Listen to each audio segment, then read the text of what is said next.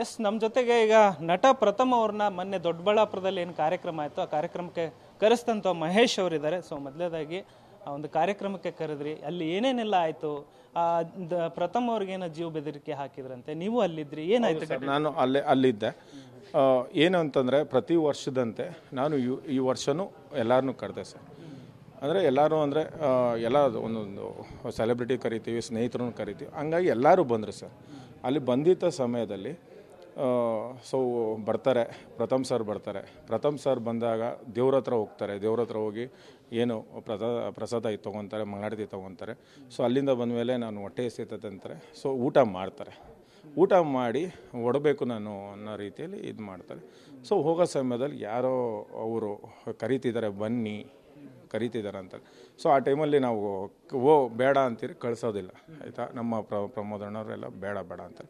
So ಇನ್ನೊಂದು ಸಮಯದಲ್ಲಿ ಬಂದಾಗ ಕರಿತಿದ್ದಾರೆ, ಬರಬೇಕು ಕಳಿಸ್ಕೊಡಿ ಅಂತಾರೆ.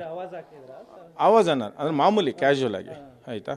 ಸೊ ಆ ರೀತಿ ಎಷ್ಟು ಜನ ಇದ್ರು ಸರ್?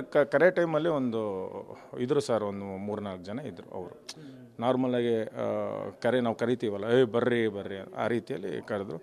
ಸೊ ಆ ಟೈಮಲ್ಲಿ ಏನು ಪ್ರಥಮ್ ಸರ್ ಹೊರಟ್ರು.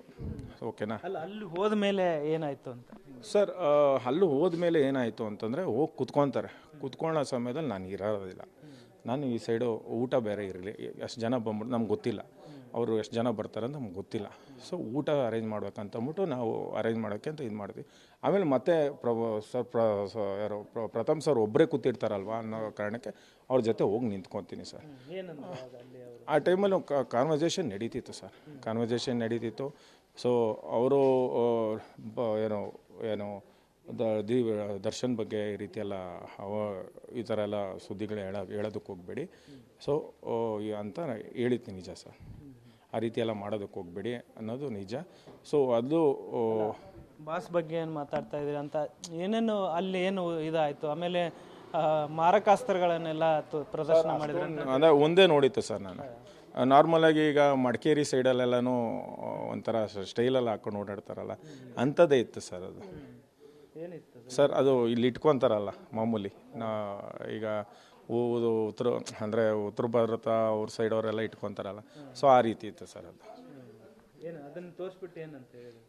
ಅದೇ ಈ ರೀತಿ ಏನು ಡಿ ಬಾಸ್ ಅವರು ಬಾಸ್ ಬಗ್ಗೆ ಏನು ಹೇಳಕ್ಕೆ ಹೋಗಬೇಡಿ ಅನ್ನೋ ರೀತಿಯಲ್ಲಿ ಇದು ನೋಡ್ಸಿದ್ರೆ ಇದು ತೋರಿಸ್ಬಿಟ್ಟು ಒಂದು ಇದಾಯ್ತು. ಅವ್ರು ಯಾರು ತೋರಿಸ್ತವ್ರು ಅಥವಾ ಅವರು ಯಾರು ಅಭಿಮಾನಿಗಳ?